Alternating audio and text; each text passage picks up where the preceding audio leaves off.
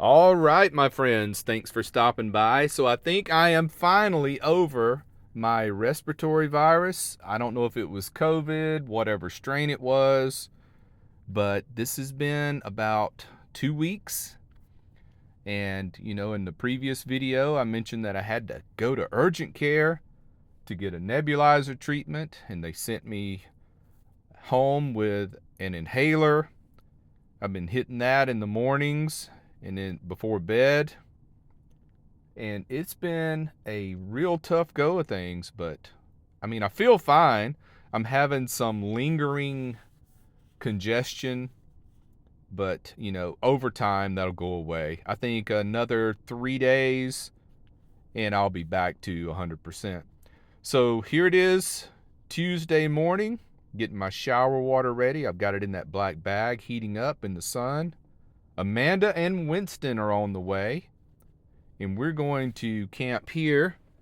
And then in a couple of days, the meetup starts. Oh, there goes a nice high top van. Look at that. The meetup is down in this direction, about a mile. We'll go and join in the festivities.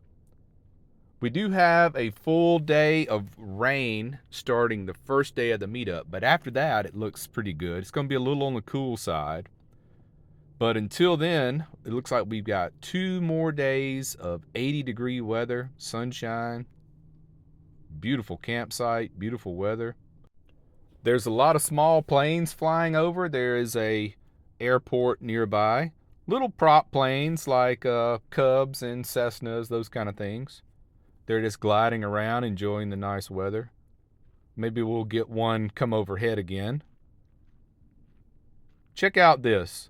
Palo Verde tree and a saguaro cactus. Now this is my kind of campsite. This camping area is pretty busy, especially up toward the front entry point.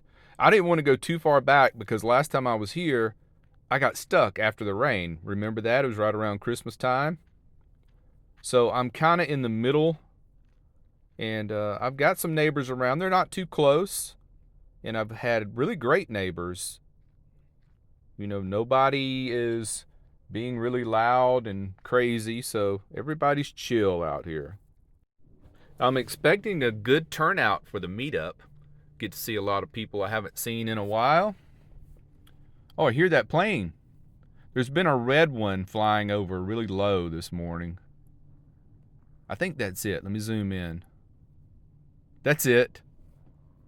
That is it. That's a nice scene right there. Plane flying over the mountain ridges in the desert.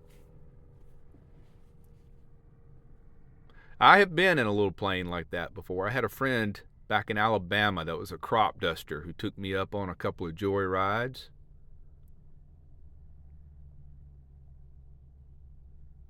Pretty exciting experience. Oh, that is a nice shot right there. So I'm just giving you a walk around the place. Actually put the tarp awning up. First time in months.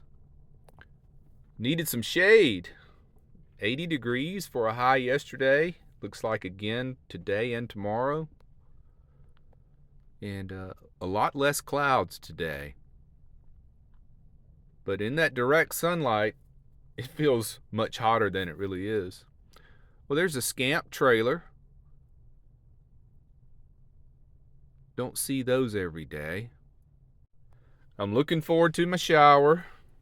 I usually take my shower in the heat of the day, which will be around 2 p.m. when it's the warmest.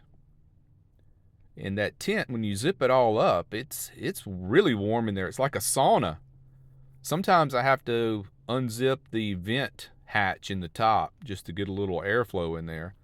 But most of the time in the winter, you want to heat the tent up before you get in it. Just close it all up and let the sun warm it up. Let me jump up here and check on the solar panels. Nice and clean.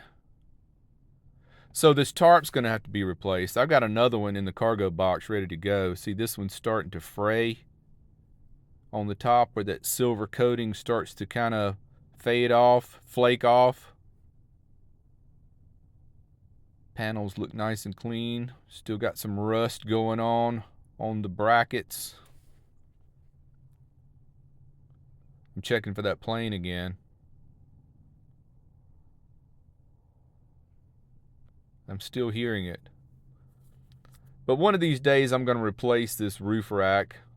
But for now, it's fine. So I guess while we're up here, I'll give you a shot of how I attach this tarp. See, it's just bungees that I run through the grommets, and here on the end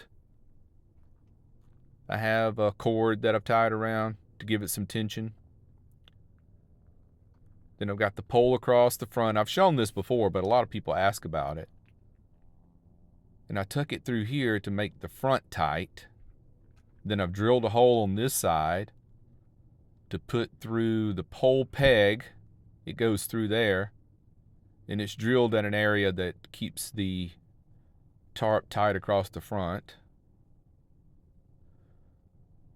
And then just put the lines out, stake it down. And for extra tension, I like to put that bungee across the middle here, and it also doubles as a towel rack. So multi-function. Everything has to have two functions around here. But doing it this way, it keeps the tarp tight in the wind. It holds up much better than it used to.